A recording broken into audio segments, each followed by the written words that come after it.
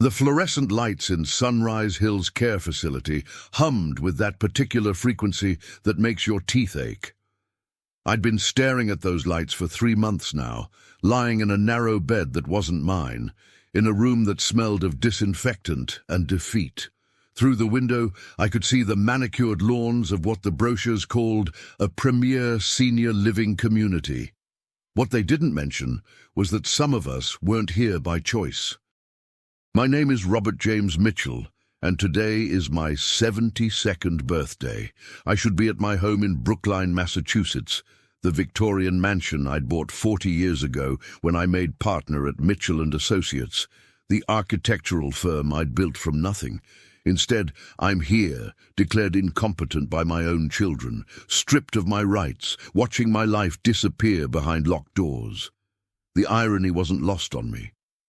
I'd spent 5 decades designing buildings, creating spaces where people could live with dignity and purpose.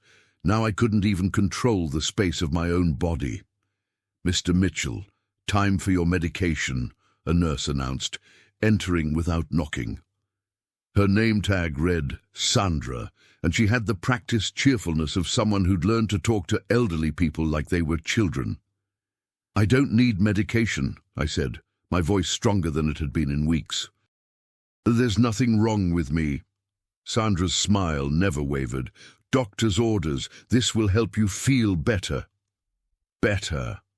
As if the problem was my feelings, and not the fact that my son and daughter had orchestrated a legal kidnapping, convincing a probate court judge that I was suffering from advanced dementia.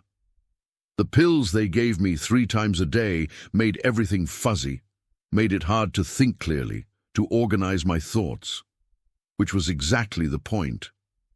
I'd been refusing the medication for 2 weeks now, hiding pills under my tongue, spitting them out when Sandra left. The fog was lifting, and with clarity came rage. "I want to see my lawyer," I said. "Benjamin Cross, that's my right." Sandra's expression flickered, just for a moment, with something that might have been sympathy. "Your family has requested that all visitors be approved through them first. It's for your own protection." "A protection from what? The truth?" She placed the small paper cup with pills on my bedside table and left without answering. The door closed with a soft click, and I heard the distinctive sound of a lock engaging. They locked us in, called it safety protocols, called it wandering prevention. I called it imprisonment. I'd been a free man my entire life. Born in 1953 in Atlanta, Georgia, to parents who'd survived Jim Crow and taught me that excellence was the only response to a world that expected less from black men. I'd earned a full scholarship to MIT, graduated top of my class, built a firm that had designed landmarks across New England. The Mitchell Building in downtown Boston, the Carter Community Center in Cambridge, the Robinson Memorial Library in Worcester, 50 years of work, a legacy, and my children were trying to erase it all. My son, Marcus Mitchell Jr., we called him Junior, was 46, a corporate lawyer who'd always resented that I named my firm after myself instead of creating a family dynasty. My daughter, Vanessa, was 43, married to a hedge fund manager, living in a penthouse in Back Bay that my money had helped buy. 6 months ago, everything changed. My wife, Eleanor, died of cancer after a brutal 2-year fight. We'd been married for 48 years. She was my partner, my conscience, my heart. When she passed, something in me broke. I stopped going to the office every day. I stopped attending social functions. I grieved the way any human being would grieve after losing their other half. Junior and Vanessa called it depression, called it cognitive decline, started making noises about me not being himself, about concerning behaviors, about needing proper care. The truth was simpler. They wanted control of my estate. Wanted access to the $12 million portfolio Eleanor and I had built, the properties, the firm, the legacy. And on my birthday, April 15th, tax day, which Eleanor always joked was fitting for an architect who built his career on structural integrity. They'd made their move. I remembered that day with painful clarity. Junior had suggested we celebrate at my favorite restaurant, Loch Ober in downtown Boston. Vanessa picked me up from the Brookline house, chattering about how she'd made a reservation, how it would be just like old times. But instead of the restaurant, she'd driven me here, to Sunrise Hills. "Dad, we need to talk," she'd said as we pulled into the circular driveway of the facility. "Junior and I are worried about you. We think you need some help." "Help with what? I'm fine." "You're not fine. You forgot Thanksgiving last year. You missed your doctor's appointment twice. Mrs. Chen next door said you left the stove on and almost started a fire. Mrs. Chen was a busybody who'd been trying to buy my property for years to expand her own lot. I'd left the stove on once, warming soup. Once. Vanessa, take me home." "We can't do that, Dad. We have a court order. The judge agreed that you need supervised care." "Court order." The words hit like a punch. "What judge? What are you talking about?" She'd handed me papers then, legal documents I could barely process through my shock. A guardianship petition, medical affidavits from doctors I'd never met, claiming I had dementia, that I was a danger to myself. A judge's signature authorizing my children to take control of my person and my estate. "This is kidnapping," I'd said, my voice shaking. "This is elder abuse." "It's protection, Dad. We love you. This is what's best." And then orderlies had appeared, gentle but firm, escorting me inside, while Vanessa drove away in my Mercedes, the car I'd bought to celebrate Eleanor's remission, before the cancer came back worse. That was 3 months ago. The door to my room opened again, and this time it wasn't Sandra. It was a man I didn't recognize. Late 30s, black, wearing business casual clothes and carrying a leather portfolio. "Mr. Mitchell, my name is James Washington. I'm an attorney with the Disability Rights Advocacy Project." I sat up straighter, hope flaring in my chest. "How did you get in here?" "I have my ways. We received an anonymous tip about your situation. Someone who works here is concerned about the circumstances of your guardianship." He glanced at the door, lowering his voice. "We don't have much time. I need to ask you some questions, and I need you to be completely honest with me." For the next 20 minutes, James Washington asked me about my life, my health, my relationship with my children, the events leading to my confinement. I told him everything, the sudden death of Eleanor, my grief, the way Junior and Vanessa had twisted normal mourning into pathology. "Do you know what day it is?" he asked. "Tuesday, April 15th, 2025, my 72nd birthday. The Red Sox are playing the Yankees tonight at Fenway. The Patriots drafted a new quarterback last week. The cherry blossoms at the public garden are probably at peak bloom." James smiled. "What's 17 times 23? 391. Are we done with the cognitive assessment?" "Just about. Can you tell me the Pythagorean theorem?" "A squared plus b squared equals c squared. Basic geometry. Mr. Washington, I have a degree from MIT. I spent 50 years calculating load-bearing weights and structural integrity. My mind is fine." He made notes in his portfolio. "Mr. Mitchell, I'm going to be straight with you. Your situation is not uncommon. It's called predatory guardianship, family members or others seeking control of an elder's assets by falsely claiming incapacity. It's a growing problem, and it's particularly prevalent in cases involving significant wealth. Can you help me? I can try, but I need to warn you, fighting a guardianship is difficult. The burden of proof is on you to demonstrate capacity. The court gave your children significant authority.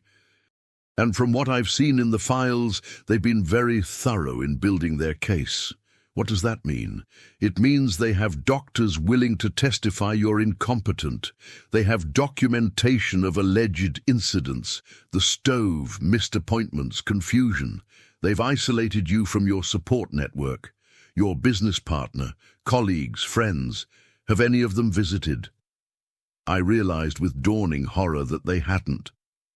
They told me people called, but that visitors would upset me. That I needed rest. They've cut you off. Classic control tactic. James checked his watch. I have to go before someone realizes I'm here, but Mr. Mitchell, I want to take your case. I think we can win this. It won't be easy and it won't be quick, but I believe you deserve your freedom. What do I need to do? First, stop taking the medication. You've already started that, which is good. Second, document everything, every conversation, every violation of your rights. Third, trust no one here except the person who contacted us. They'll help you when possible. Who contacted you? James smiled. Can't say, but they're on your side. He handed me a business card, quickly, discreetly. Memorize this number. When you can make a phone call unsupervised, contact my office. We'll file an emergency motion to contest the guardianship. Bye. After he left, I stared at the business card until I had the number committed to memory, then tore it into tiny pieces and flushed it down the toilet in my room's small bathroom. For the first time in 3 months, I felt something other than despair. I felt like fighting. That evening, during dinner in the communal dining room, a depressing space with plastic chairs and the constant smell of overcooked vegetables, I sat with some of the other residents. Most were genuinely in need of care, suffering from various stages of dementia or physical disabilities. But a few I'd started to notice seemed as trapped as I was. There was Margaret Chen, a Chinese-American woman in her late 60s, a former surgeon whose adult stepchildren had convinced a judge she was incompetent after she refused to sell her home to fund their business venture. There was Thomas Reynolds, a 75-year-old former professor, a white man whose younger wife had initiated guardianship proceedings shortly after he'd discussed changing his will. We were a small group of the legally dead, people declared incompetent, stripped of rights, warehoused, while others plundered our lives. Robert, Margaret whispered as we pretended to eat the institutional meatloaf, I saw someone come to your room today. A lawyer? I glanced around carefully. The staff monitored conversations, looking for signs of agitation or confusion that could justify increased medication. Yes. Is he going to help you? He's going to try. Thomas leaned in. If he can help you, maybe he can help all of us.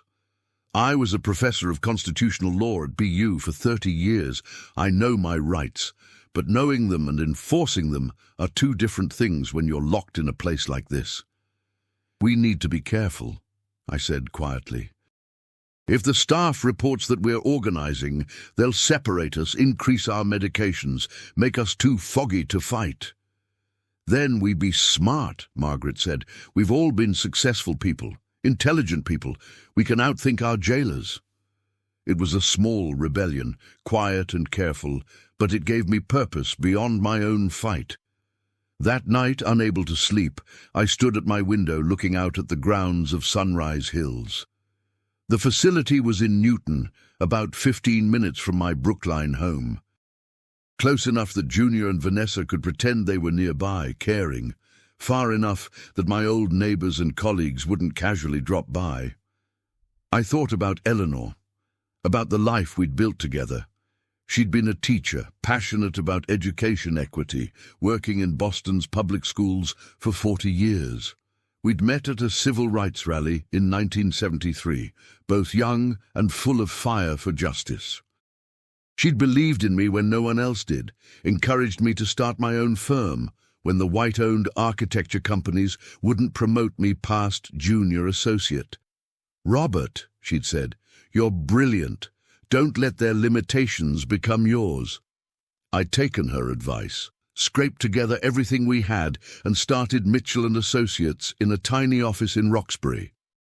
The first few years were brutal, working 18-hour days, taking any commission I could get, slowly building a reputation for excellence and integrity. By the time Junior was born in 1979, we'd moved to a bigger office in downtown Boston. By the time Vanessa came along in 1982, we'd designed our first major public building.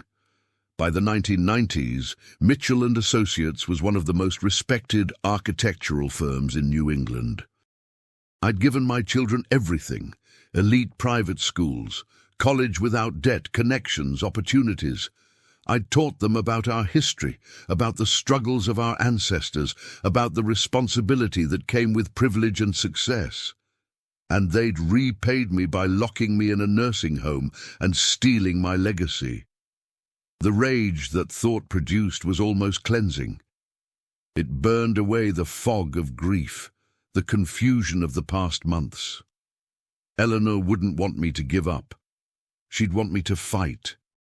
So I would fight, with every breath in my body, every functioning brain cell, every ounce of dignity I had left. I'd built buildings that would stand for generations.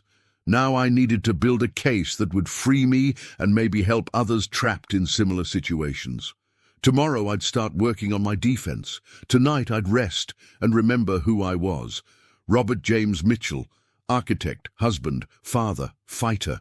They'd tried to bury me. They didn't realize I was a seed, ready to grow back stronger. The next morning I woke with renewed purpose. For 3 months I'd been a passive victim. Today that ended. After Sandra came by with medication I pretended to take, I requested access to the facility's library, a small room with outdated magazines and large print books. Every resident had the right to library access. It was in the Sunrise Hills handbook I'd been given upon arrival. The library had one computer, ancient and slow, with heavily restricted internet access, but it was something. I logged into the email account I'd set up years ago, hoping Junior and Vanessa hadn't thought to close it. They hadn't. 53 unread messages, mostly spam, but a few that made my heart clench. From my business partner, David Chen, Margaret's brother, I'd recently learned. "Robert, what's going on? Junior says you're ill and can't be disturbed. Please call me when you can." From my old MIT roommate Charles Washington, James's uncle, which explained the anonymous tip. "Brother, I'm worried. Haven't heard from you in months. Your kids aren't returning my calls." From the senior project manager at my firm. "Mr. Mitchell, we need your input on the Kendall Square development. Junior has been making decisions that contradict your original vision." They were erasing me from my own company. I composed a careful email to David Chen, brief enough to write before anyone checked on me. "David, I'm at Sunrise Hills in Newton against my will. Guardianship is fraudulent. Contact James Washington at Disability Rights Advocacy Project. Need help. Robert." I sent similar messages to Charles and 3 other trusted colleagues, then cleared the browser history and logged out. The librarian, a young black woman named Keisha, who couldn't have been more than 25, watched me with interest. "Mr. Mitchell, you seem pretty sharp for someone who's supposed to have dementia." I studied her carefully. "Is that a professional observation or a personal one?" She glanced at the door, then lowered her voice. "My grandmother went through something similar. Her second husband's kids got guardianship, cleaned out her accounts, put her in a place worse than this. She died 6 months later, and they inherited everything. I know what elder abuse looks like. Are you the one who contacted James Washington?" Keisha's silence was confirmation enough. "Thank you," I said quietly. "You may have saved my life. I just did what was right. But Mr. Mitchell, you need to be careful. The administrator here, Mr. Phillips, he's tight with your son. They play golf together.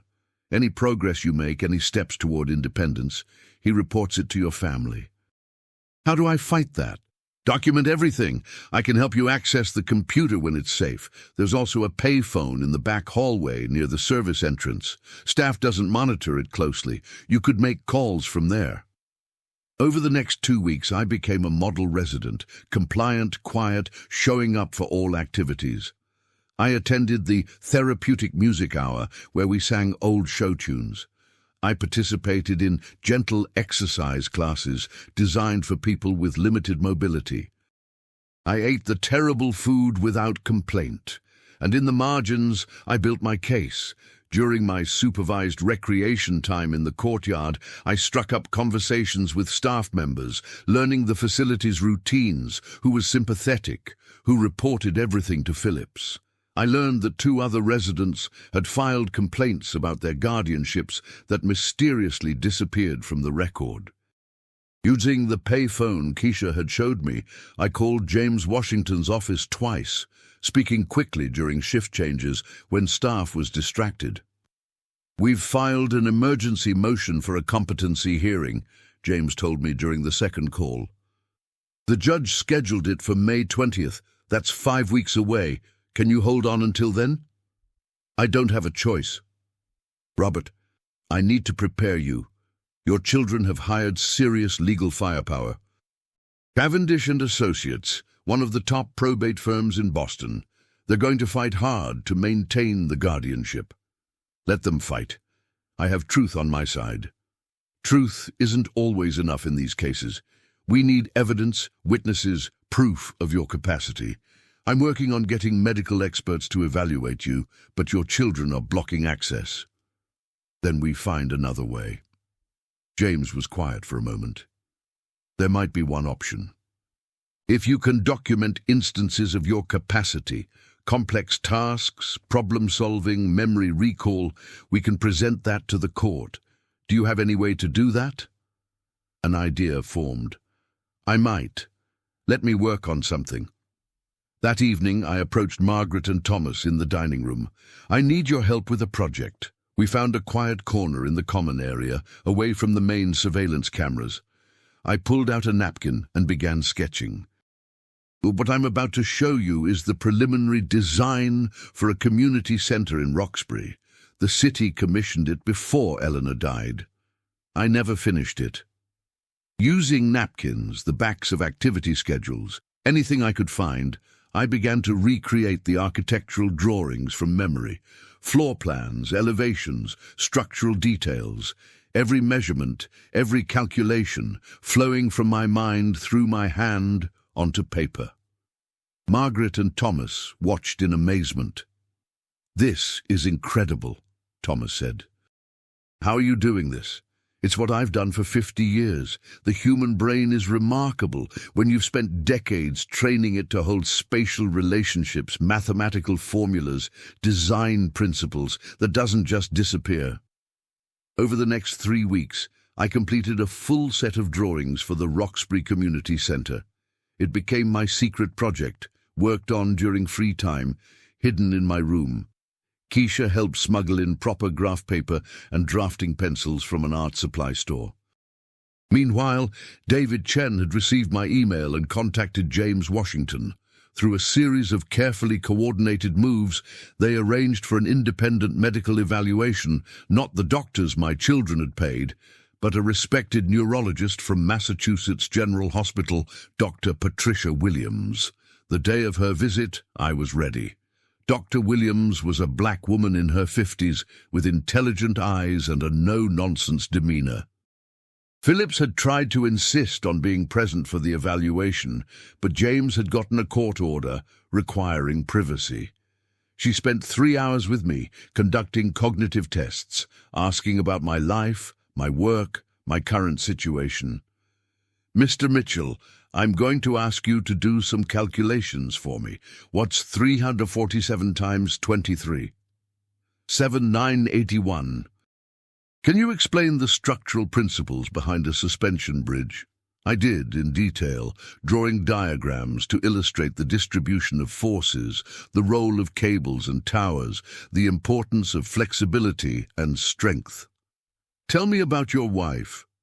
And that's when I showed emotion, tears filling my eyes as I described Eleanor, her laugh, her passion for justice, the way she'd fought cancer with grace and courage, how much I missed her. "Grief is not dementia, Dr. Williams," I said. Mourning the loss of your life partner after 48 years of marriage is normal human emotion, but my children saw an opportunity in my vulnerability. She made notes, her expression neutral, but her eyes sympathetic. I'm going to be honest with you, Mr. Mitchell. Based on this evaluation, I see no evidence of dementia, cognitive impairment, or any condition that would warrant guardianship. You're grieving, yes. But you're also sharp, articulate, and fully capable of managing your own affairs. Will you testify to that? I'll do more than testify. I'm going to write a report that makes it very clear that your guardianship is not only unnecessary but harmful. You shouldn't be here, Mr. Mitchell. This is wrong. After she left, I felt vindicated, but also cautious. I'd learned not to count my victories until they were secured. That caution proved wise. 2 days later, Junior and Vanessa arrived for a family visit. They found me in my room, sitting in the uncomfortable chair by the window, reading a biography of Frederick Douglass that Keisha had brought me from the library. "Dad," Vanessa said, her voice overly bright, "you're looking well." Junior remained silent, studying me with cold calculation. "I'm fine," I said simply. "I'd be better at home." Vanessa's smile faltered. "Dad, we've talked about this. You need care. I need freedom. I need my life back. What you've done is illegal and you know it," Junior finally spoke. "We've heard you've been having visitors, lawyers, making phone calls, causing trouble with the staff. Asserting my rights isn't causing trouble. You're not well, Dad. The doctors have confirmed it." "Which doctors? The ones you paid to write false diagnoses?" "Dr. Williams from Mass General evaluated me. She found nothing wrong." Junior's jaw tightened. "Doctor Williams was brought in by hostile parties trying to undermine the guardianship. We have multiple specialists who've documented your decline. You have paid liars. There's a difference." Vanessa looked genuinely upset. "Why are you fighting us? We're trying to help you." "Are you? Or are you trying to help yourselves to my estate?" The truth hung in the air between us, ugly and undeniable. Junior stood abruptly. "We're wasting our time here. Dad, you need to understand something. We have full legal authority over you. Every phone call, every visitor, every decision, we control it all. If you continue to fight, we'll just move you to a facility with stricter supervision. There are places that make Sunrise Hills look like a resort. You'd do that. Put your own father in a lockdown facility to keep stealing from him?" "We're not stealing anything," Junior said coldly. "We're protecting family assets from your poor judgment. Mitchell and Associates is hemorrhaging money because you refuse to make necessary business decisions. The Brookline house needs expensive repairs you won't authorize. You're being irresponsible, and we're cleaning up the mess." "I see. And the $400,000 you transferred from my accounts to yours last month, that was cleaning up too." Junior's face went pale. "How did you—" "I'm not as helpless as you think. I still have access to some information.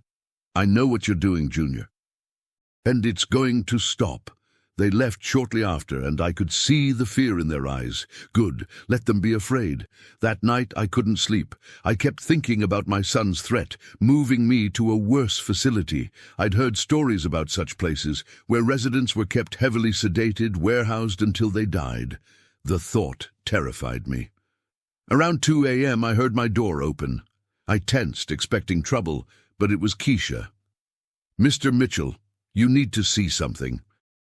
She led me quietly through darkened hallways to an empty office. On the computer screen was an email chain she'd accidentally discovered while filing paperwork. It was correspondence between Phillips, the facility administrator, and Junior. They were discussing increasing my medication, documenting aggressive behavior and paranoid delusions to justify the increase. Phillips had written, "If we up the dosage like you suggested, he'll be too foggy to fight the guardianship. The hearing will be a formality. "They're planning to drug me into compliance," I said, my voice shaking with rage. "I've printed copies of everything," Keisha said. "Give them to your lawyer. This is evidence of abuse." The next morning, using the payphone, I called James and described what Keisha had found. "This is gold," James said. "This proves conspiracy, abuse, violation of your rights. Robert, I think we can win this. But the hearing is still 3 weeks away. You need to be very, very careful until then. They're going to increase my medication. Refuse it. Claim side effects, nausea, dizziness, whatever. Make it hard for them to force it, and document every attempt. We need a paper trail." For the next 3 weeks, I waged a careful war of resistance. I refused medication, citing side effects. When staff tried to insist, I demanded to see a doctor, knowing that calling in a physician required paperwork that created records. I continued working on my architectural drawings, completing designs that demonstrated not just competence, but excellence. I connected with other residents who were fighting their own guardianships, sharing information and strategies. And I waited for May 20th, the day that would determine whether I'd die a prisoner or reclaim my freedom. On the night before the hearing, Margaret, Thomas, and a few other residents gathered in the common room for what the staff thought was a movie night. Instead, we shared our stories, our grief, our determination. "Whatever happens tomorrow," I told them, "we've already won something important. We've reminded ourselves that we're human beings with rights and dignity. They can lock our bodies, but they can't lock our minds or our spirits." Thomas raised his juice cup in a toast. "To freedom, tomorrow and always." "To freedom," we echoed. I went to bed that night, prepared for battle, wearing the suit David Chen had smuggled in, my favorite charcoal grey, the one I'd worn to important client meetings. I'd asked Keisha to trim my hair and beard, wanting to look sharp and professional. Tomorrow, I'd walk into that courtroom and fight for my life. And I'd win, because the alternative was unthinkable. The morning of May 20th dawned bright and clear, spring sunlight streaming through my window at Sunrise Hills. I'd barely slept, running through testimony in my mind, preparing for every possible question, every attack Junior's lawyers might launch. At 7 a.m., a transport van arrived to take me to Suffolk County Probate Court in downtown Boston. Phillips had arranged for 2 orderlies to accompany me, presumably to prevent any escape attempts. The irony of needing an armed escort to attend a hearing about my own competency wasn't lost on me. As we drove into the city, I watched Boston wake up. College students rushing to class, professionals grabbing coffee, construction workers starting their day, normal people living normal, free lives. I wanted that freedom back with an intensity that bordered on physical pain. The courthouse was an imposing granite building near Government Center, built in the 1930s with the kind of solid architecture I'd always admired. We entered through a side entrance, avoiding the main lobby, and I was taken to a small holding room to wait. James Washington arrived at 8:30, carrying 2 leather briefcases stuffed with documents. He looked simultaneously exhausted and energized, the way lawyers do before big trials. "Robert," he said, gripping my shoulder, "how are you feeling?"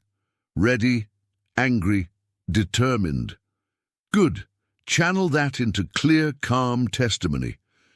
"The judge is Evelyn Morrison, 63 years old, former civil rights attorney before she was appointed to the bench. She's fair, but tough. She won't be swayed by emotion. She'll want facts and evidence." "I have facts. I have evidence. What I need is justice." James opened his briefcase, pulling out the architectural drawings I'd completed, now professionally photographed and mounted on presentation boards. "These are incredible, Robert. When you show the court that you designed this entire community center from memory, in a nursing home, while supposedly suffering from advanced dementia, it's going to be very hard for their experts to maintain their diagnosis." He also had Dr. Williams's report, Keisha's evidence of the conspiracy to increase my medication, financial records showing Junior and Vanessa's unauthorized transfers from my accounts, and sworn affidavits from David Chen, Charles Washington, and several former clients attesting to my mental sharpness. Their case rests on the original medical evaluations and allegations of concerning behavior, James explained. They'll argue you're having lucid periods, but are fundamentally incapable of managing complex affairs.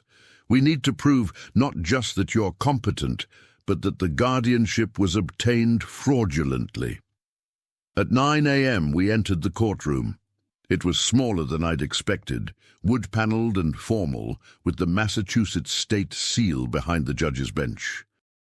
Junior and Vanessa sat at the plaintiff's table with their legal team, 3 attorneys from Cavendish and Associates, all wearing expensive suits and confident expressions. Junior wouldn't meet my eyes. Vanessa looked like she'd been crying, playing the role of concerned daughter to perfection. Judge Morrison entered, and we all stood. She was a black woman with grey-streaked hair pulled into a neat bun, sharp eyes behind rimless glasses, and a presence that commanded immediate respect. "Please be seated," she said, her voice carrying authority. "We're here for an emergency motion to vacate guardianship in the matter of Robert James Mitchell. Mr. Washington, this is your motion. Proceed." James stood, every inch the professional advocate. "Your Honor, this case represents a fundamental miscarriage of justice. My client, Robert Mitchell, is a renowned architect, a man of exceptional intelligence and capability, who has been falsely declared incompetent by his adult children seeking control of his substantial estate. We will prove that the guardianship was obtained through fraudulent medical testimony, that Mr. Mitchell possesses full capacity, and that he has been subjected to abuse and exploitation while wrongfully confined." The lead attorney for Junior and Vanessa, a white man named Richard Cavendish with silver hair and a patrician bearing, stood immediately. "Your Honor, that's a serious allegation with no basis, in fact. The guardianship was granted after proper medical evaluation by multiple specialists who determined that Mr. Mitchell was suffering from progressive dementia and could no longer safely manage his affairs. His children acted out of love and concern, not greed." "We'll hear the evidence," Judge Morrison said crisply. "Mr. Washington, call your first witness." The petitioner calls Dr. Patricia Williams. Dr. Williams took the stand, was sworn in, and James walked her through her credentials. Harvard Medical School, 30 years specializing in neurology, numerous publications on dementia and cognitive disorders. "Dr. Williams, you evaluated Mr. Mitchell on April 28th, correct?" "Yes." "And what were your findings?" "I found absolutely no evidence of dementia, cognitive impairment, or any neurological condition that would prevent Mr. Mitchell from managing his own affairs. His memory is excellent, his reasoning is clear, his judgment is sound. He performed at the highest level on every cognitive assessment I administered. In your professional opinion, does Mr. Mitchell require a guardian?" "Absolutely not. Guardianship should be a last resort for individuals who truly cannot care for themselves. Mr. Mitchell is fully capable. Confining him to a nursing home is not only unnecessary, it's harmful." Cavendish cross-examined aggressively, but Dr. Williams didn't budge from her conclusions. Next, James called David Chen, who testified about working with me for 25 years, about my sharp business mind, about recent conversations where I'd discussed complex architectural projects with full comprehension. "Has Mr. Mitchell shown any signs of cognitive decline in your professional interactions?" James asked. "None whatsoever. He's the same brilliant architect he's always been. Yes, he's been grieving his wife's death, but grief isn't incompetence." Then James presented the architectural drawings, projecting them on screens for the court to see. Mr. Mitchell created these detailed plans from memory while confined to Sunrise Hills. Every measurement, Every calculation, every structural element is accurate and professional grade. Your Honor, this is not the work of someone with dementia. I saw Judge Morrison lean forward, studying the drawings with interest. Finally, James called me to testify. I walked to the witness stand on steady legs, was sworn in, and looked directly at the judge as I answered questions. James took me through my background, MIT education, 50 years in architecture, major projects, awards and recognition. Then he asked about Eleanor's death and what happened after. I was devastated, I said honestly. Eleanor and I were married for 48 years. She was my partner in everything. When she died, I felt lost. I stopped going to the office every day. I spent time at home, going through her belongings, processing my grief. That's normal, that's human. What happened on April 15th of this year? My daughter told me we were going to dinner for my birthday. Instead, she drove me to a nursing home and presented me with court papers saying I'd been declared incompetent. I was locked in a facility against my will, based on lies. Objection, Cavendish said. Characterizing medical opinions as lies is sustained, Judge Morrison said. Mr.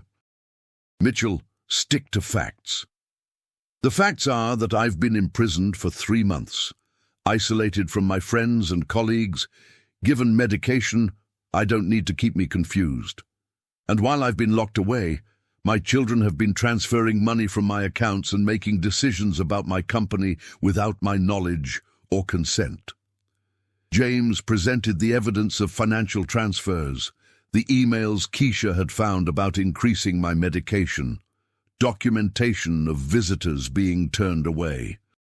Your Honor, this is a textbook case of predatory guardianship, adult children using the legal system to gain control of a parent's assets by falsely claiming incapacity. When Cavendish stood for cross-examination, his strategy became clear immediately. Mr. Mitchell, you claim to be competent, but let's discuss some incidents that concerned your children. On November 12th of last year, you failed to appear for Thanksgiving dinner at your daughter's home. Do you remember that? I remember choosing not to go. It was the first Thanksgiving without Eleanor. I wasn't ready to pretend to celebrate. Your children called you repeatedly. You didn't answer. I turned off my phone because I wanted to be alone with my grief. That's my right. On January 8th, you missed a scheduled doctor's appointment, then missed the rescheduled appointment 2 weeks later. Those appointments were for routine checkups I didn't feel I needed. I've since learned my children scheduled them without consulting me, then used my absence as evidence of confusion. Cavendish's eyes narrowed. Your neighbor, Mrs. Chen, reported that you left your stove on, nearly causing a fire. I left a pot of soup warming on low heat. There was no fire, no danger. Mrs. Chen has been trying to buy my property for years. I suspect her sudden concern was motivated by something other than neighborly care. You've become paranoid, Mr. Mitchell. Seeing conspiracies everywhere. It's not paranoia when there actually is a conspiracy. My children forged my signature on mortgage documents, transferred $400,000 from my accounts without authorization, and colluded with the administrator of Sunrise Hills to keep me sedated. Those are facts, not delusions. Judge Morrison intervened. Mr. Cavendish, do you have evidence refuting these financial allegations? Cavendish hesitated. Your Honor, the transfers were made under the authority granted by the guardianship. After the guardianship was established, the judge said. Mr. Mitchell is alleging the guardianship itself was obtained fraudulently. That's a serious charge. Let's hear from the medical experts who evaluated him initially.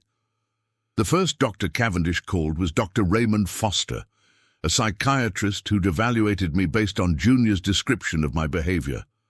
He'd never actually met me in person. Dr. Foster, James said during cross-examination, you diagnosed Mr. Mitchell with dementia without ever conducting a face-to-face evaluation. I based my diagnosis on detailed reports from family members and documented incidents of concerning behavior. Did you consider that family members might have motivation to exaggerate or fabricate symptoms? I trusted the information provided. Did you review Mr. Mitchell's professional work, speak to his colleagues, or attempt to verify the allegations independently?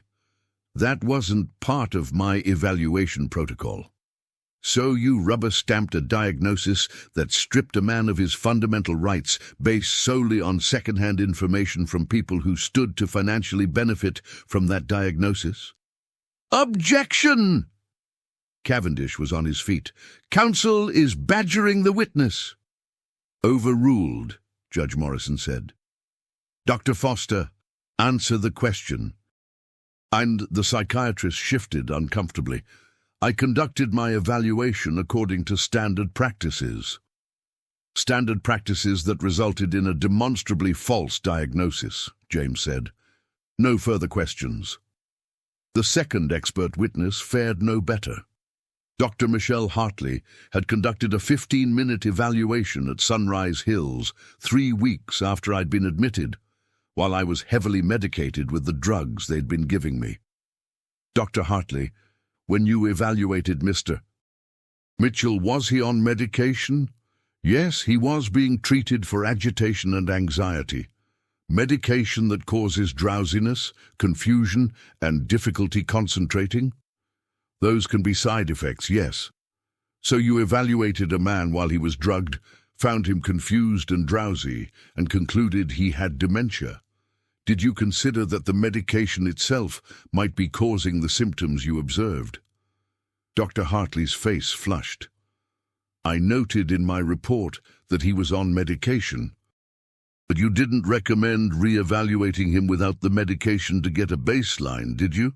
No. Because that might have revealed there was nothing wrong with him? Objection. Cavendish again. Sustained. Mr. Washington, make your point without editorializing. But the point had been made. The medical evidence supporting the guardianship was flimsy at best, fraudulent at worst. Then Cavendish made a strategic error. He called Junior to the stand. My son sat in the witness box, his lawyer's composure firmly in place. He testified about his concern for me, about how I'd changed after Eleanor's death, about his and Vanessa's difficult decision to seek guardianship. It wasn't about money, Junior said, looking directly at the judge. It was about protecting our father from himself. We love him. We just want him to be safe and cared for. James stood for cross-examination, and I saw a predatory gleam in his eye. Mr. Mitchell, the younger Mr. Mitchell, you testified that this guardianship wasn't about money. Is that correct? Yes. Then can you explain why, 3 days after the guardianship was granted, you transferred $175,000 from your father's personal account to your own? Junior's composure cracked slightly. That was reimbursement for expenses I'd incurred on his behalf, medical bills, legal fees, medical bills for doctors who never actually examined him, legal fees for obtaining a fraudulent guardianship. Objection. Sustained. Rephrase, Mr. Washington. Let me ask this another way. Did you obtain your father's permission before making that transfer? He wasn't capable of giving permission. That's why the guardianship existed. How convenient. And the $225,000 your sister transferred 2 weeks later, was that also for expenses? Junior's jaw tightened. We were managing his assets responsibly. Is that what you call it? Mr. Mitchell, have you or your sister ever held power of attorney for your father before this guardianship? No. Had he ever indicated he wanted you to manage his finances? Not explicitly, but had he ever been declared incompetent by any medical professional before Dr. Foster's evaluation? No. So within weeks of your mother's death, while your father was grieving, you initiated guardianship proceedings, obtained a diagnosis from a doctor who never met him, had him locked in a nursing home, and began transferring large sums of money from his accounts. Is that a fair summary? You're twisting everything. I'm stating facts, Mr. Mitchell. Facts that paint a very different picture from the loving, concerned children you want this court to believe you are. James then presented phone records showing Junior and Cavendish had been in contact for months before Eleanor's death, planning the guardianship strategy. He showed emails between Vanessa and a real estate agent discussing selling the Brookline house, my home, for $4.2 million. They weren't waiting for you to die naturally, James said, turning to address me directly on the stand. They were erasing you while you were still alive. By the time testimony concluded at 4 p.m., the courtroom atmosphere had shifted dramatically. What had started as a routine guardianship review had become an exposé of elder abuse and financial exploitation. Judge Morrison called a recess, and we waited in tense silence for 90 minutes while she reviewed the evidence in her chambers. When she returned, her expression was severe. "I've presided over guardianship cases for 15 years, she began. The majority are heartbreaking but necessary. Families making difficult decisions to protect loved ones who truly cannot care for themselves. This is not one of those cases." Junior and Vanessa sat frozen in their seats. The evidence presented today demonstrates that Robert James Mitchell is a fully competent individual who was systematically deprived of his liberty through fraudulent medical testimony, isolated from his support network, medicated against his will, and financially exploited by his own children. The judge's voice grew harder. "The guardianship is hereby vacated immediately. Mr. Mitchell's full legal rights are restored.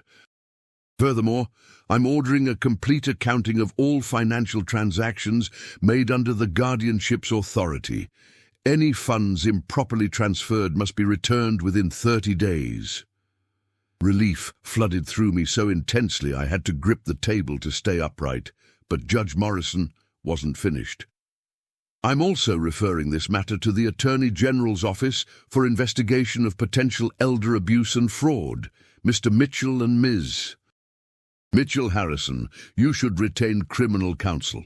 As for the medical professionals who provided testimony supporting this guardianship without proper evaluation, I'm forwarding my findings to the State Medical Board for review of their licenses." She turned to me, her expression softening slightly. "Mr. Mitchell, I apologize on behalf of the court system that failed to protect you. You are free to go. Immediately." The gavel came down with a sharp crack that sounded like liberation.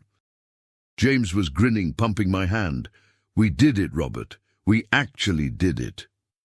I looked across the courtroom at Junior and Vanessa. My son's face was ashen. My daughter was crying, whether from shame or fear of prosecution I couldn't tell. I felt no satisfaction in their distress, only a profound sadness that it had come to this. That greed and selfishness had destroyed what remained of our family. "Dad," Vanessa started, approaching me as we left the courtroom. I held up a hand, stopping her. "I have nothing to say to either of you right now. My lawyer will be in touch regarding the return of my assets. Beyond that, stay away from me." "We were trying to help," she insisted. "You were trying to steal. There's a difference. And now you'll face the consequences."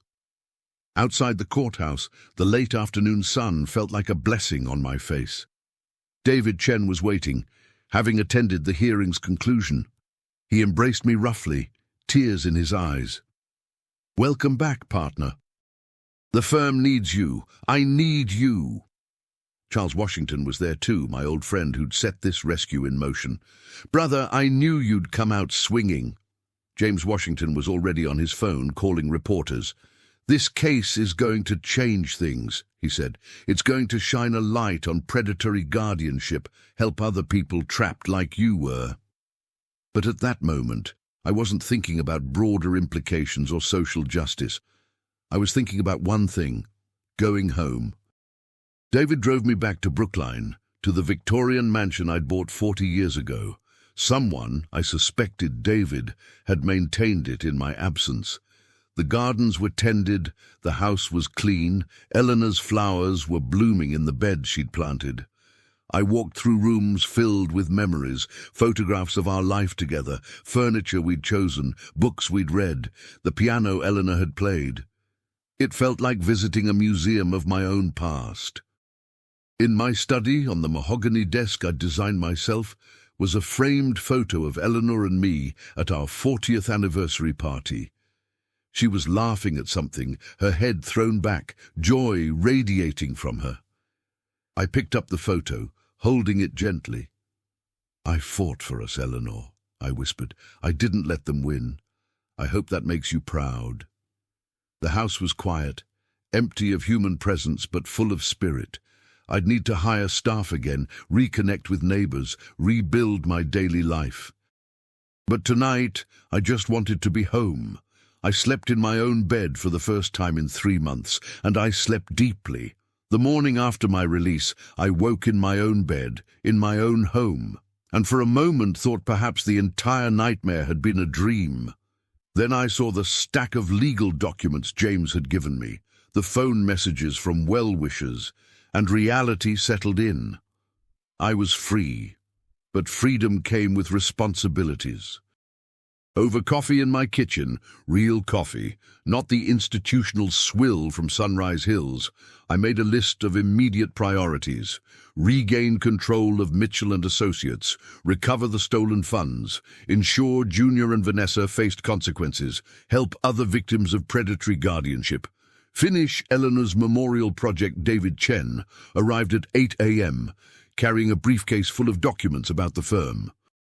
"Robert, I need to brief you on what's happened while you were gone," he said, settling at my kitchen table.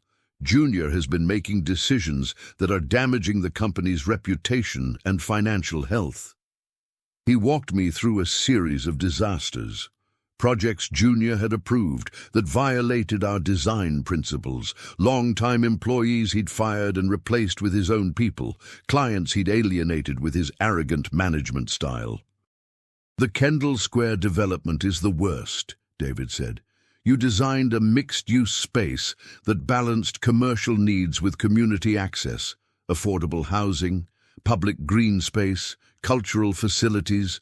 Junior stripped out all the community elements to maximize profitable square footage. The city is furious. We might lose the commission entirely." "Not if I have anything to say about it," I said. "Can you arrange a meeting with the city planning board?" "Already done. They're eager to meet with you. They never wanted Junior in charge. They wanted you." By that afternoon, I was sitting in City Hall with Boston's planning commissioners, wearing one of my best suits, feeling like myself for the first time in months. "Mr. Mitchell," the planning director said, a woman named Jennifer Torres, who I'd worked with for years, "we're relieved to see you back. The project your son has been proposing bears no resemblance to what we commissioned." "Because it's not my vision," I said. "It's a bastardization driven by greed rather than good design. Give me 2 weeks and I'll restore the original plan, improved based on community feedback we've received." "2 weeks, Robert? Are you sure you're up for that pace?" I smiled. "Jennifer, I just won my freedom back after 3 months of wrongful imprisonment. I'm up for anything." Over the next 14 days, I worked with an intensity I hadn't felt since my early years building the firm. I recruited back the employees Junior had fired. I met with community leaders in Kendall Square, listening to their needs and incorporating their ideas. I revised the designs, making them better than the original concept. When I presented the updated plans to the city, I didn't just show drawings, I showed a vision of what Boston could be. A city that valued all its residents, that created beautiful spaces for everyone, not just the wealthy. The planning board approved unanimously. The Kendall Square project was back on track, and Mitchell and Associates' reputation was beginning to recover. But professional restoration was only part of the healing process. The financial recovery proved more complex. Junior and Vanessa had transferred a total of $847,000 from my various accounts during the 3 months of guardianship. Their lawyers argued that these were legitimate expenses incurred while managing my affairs. James Washington and a forensic accountant named Michael Okonkwo, a brilliant Nigerian-American specialist in financial fraud, tore apart every transaction. "Look at this," Michael said during a meeting in my study, his laptop showing spreadsheets color-coded by transaction type. They paid themselves consulting fees of $15,000 per month each. For what? You were locked up. What consulting were they doing? We found payments to luxury hotels, designer shopping, expensive restaurants, all charged to my accounts and labeled as care expenses or estate management. "This isn't management," James said. "This is looting." We filed a civil suit demanding full restitution plus damages. Junior and Vanessa's attorneys tried to negotiate a settlement, but I refused. "I want every penny back," I told James, "and I want it publicly documented. I want other families to see what happens when you exploit your parents." The civil case went to trial in September. It lasted only 3 days. The evidence was overwhelming. The judge ordered Junior and Vanessa to return every dollar they'd taken, plus interest and penalties. Total judgment, $1.2 million. "How will they pay it?" David asked after the verdict. "That's their problem," I said. "They can sell their expensive homes, liquidate their investments, experience a fraction of the violation they put me through." But the civil judgment was nothing compared to the criminal case. The Massachusetts Attorney General's office had been investigating since Judge Morrison's referral. In late October, a grand jury indicted both Junior and Vanessa on charges of elder abuse, financial exploitation, fraud, and conspiracy. The trial was scheduled for March 2026, but their attorneys were already pushing for plea deals. The evidence was simply too damning. The forged mortgage documents, the emails planning the guardianship before Eleanor had even died, the conspiracy with Sunrise Hills Administrator Phillips to keep me medicated. I attended every pre-trial hearing, sitting in the gallery, making sure my children saw me, making sure they understood I wasn't going away. One day in November, Vanessa approached me outside the courthouse. She looked haggard, aged beyond her 43 years. Her husband had filed for divorce, I'd heard through the grapevine. The scandal had destroyed her social standing. "Dad, please," she said, her voice breaking. "Can we talk, really talk?" Against my better judgment, I agreed. We went to a coffee shop near the courthouse, sitting in a quiet corner. "I'm sorry," she said, tears streaming down her face. "I'm so sorry. It started as genuine concern. You were so lost after Mom died, and Junior convinced me you needed help. But then it became about the money, and I was weak and I went along with it, and—" "Stop," I said quietly. "Vanessa, I've been thinking about this a lot, about how we got here, and I realize I played a role." She looked up, surprised.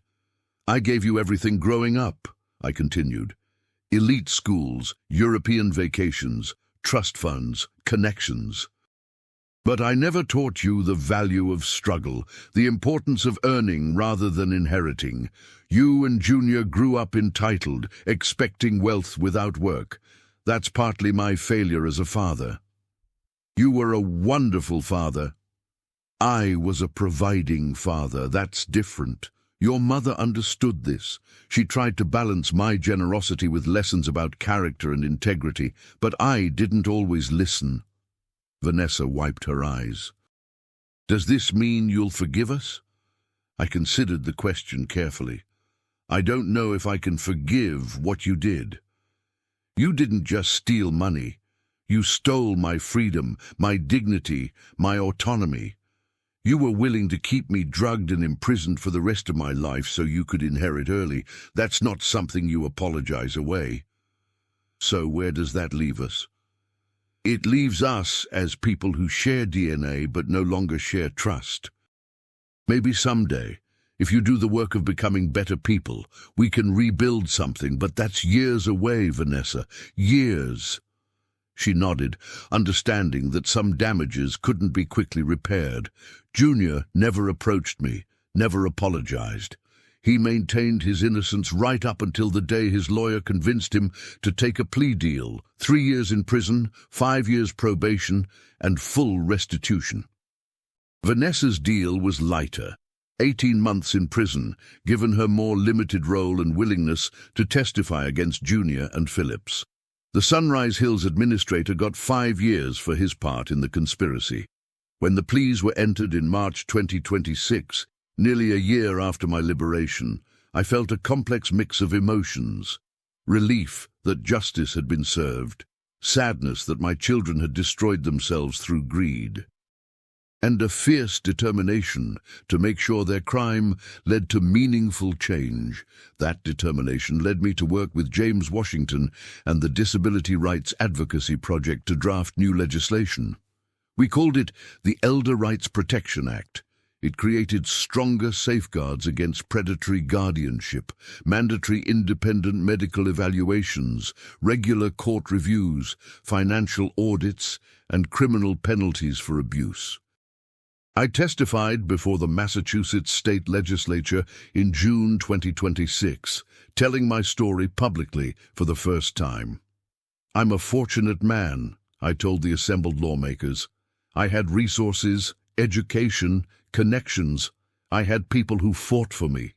But there are thousands of elderly people in this state who aren't as fortunate. They're locked in facilities, drugged into compliance, robbed by the very people who should protect them. And they have no voice, no advocate, no hope. This bill gives them hope." The legislation passed unanimously in both chambers and was signed into law by the governor in September 2026. But my most important project wasn't legislative. It was personal. Before Eleanor died, we'd discussed creating a community center in Roxbury, the neighborhood where I'd started my firm. A place that would offer after-school programs, job training, cultural events, and support services for residents.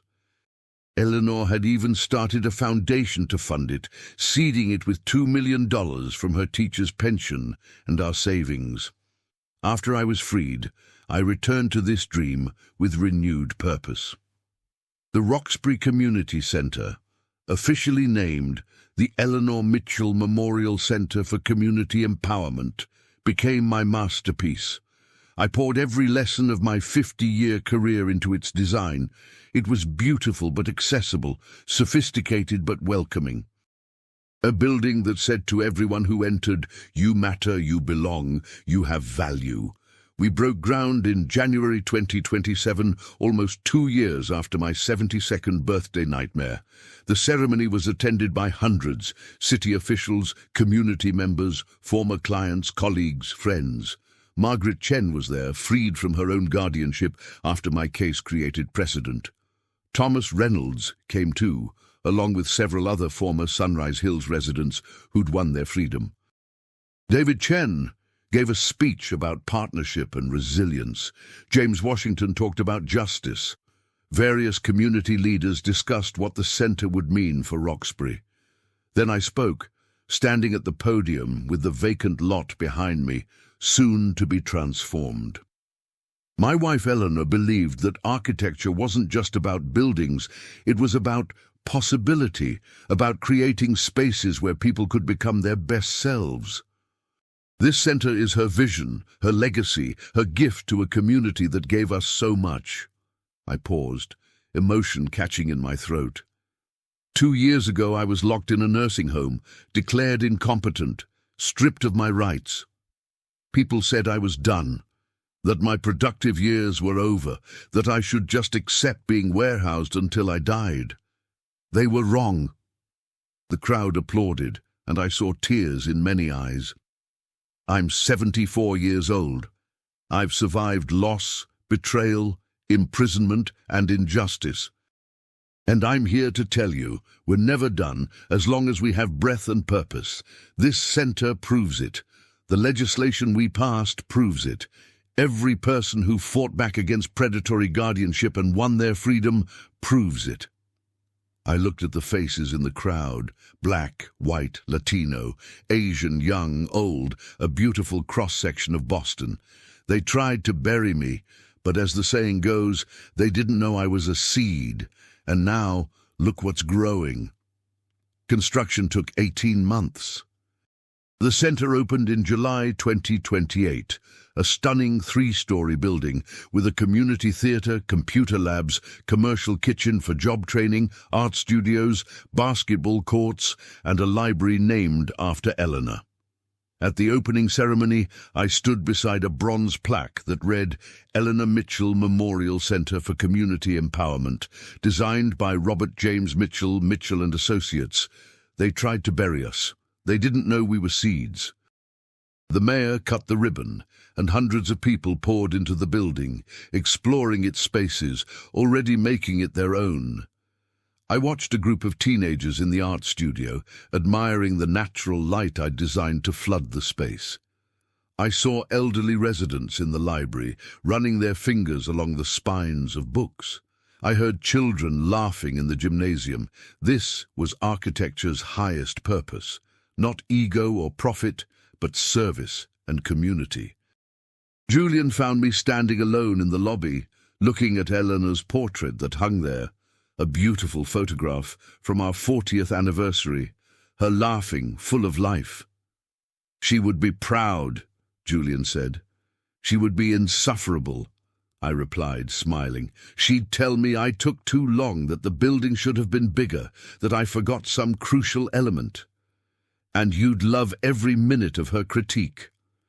Every single minute. Julian had become a constant presence in my life over the past 3 years. We'd grown close, bonding over music, architecture, shared values. He was 41 now, a widower himself, understanding grief in ways others couldn't. Our friendship had deepened into something more significant, though we took it slowly, both carrying losses. "What's next for you?" he asked, as we watched the community embrace the center. "Next? I'm 76 years old. I've rebuilt my firm, restored my reputation, seen my children face justice, changed legislation, and built Eleanor's dream. I should probably rest." "But you won't." I laughed. "No, I won't.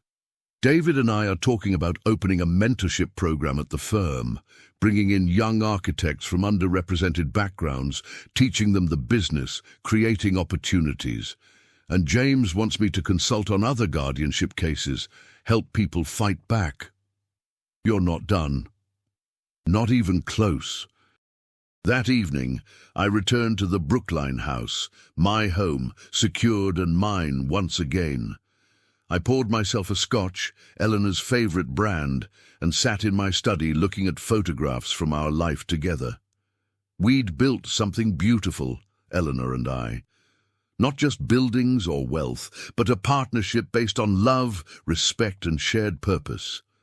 My children had tried to destroy that legacy, but they'd failed. The money they'd stolen had been recovered and donated to the Eleanor Mitchell Foundation, funding the center and other community projects.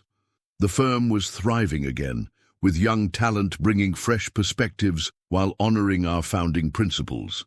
The legislation we'd passed was protecting vulnerable elders across Massachusetts, and other states were considering similar laws.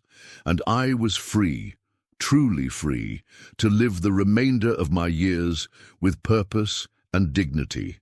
My phone rang. It was David. "Robert, turn on Channel 5. They're doing a feature on the center opening."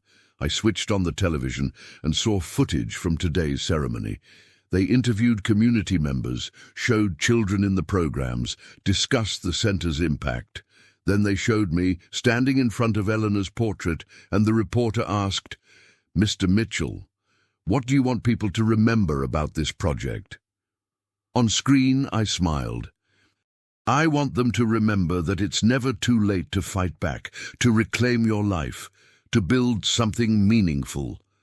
And I want them to know that when someone tries to bury you, whether through guardianship, discrimination, or any other injustice, you have a choice.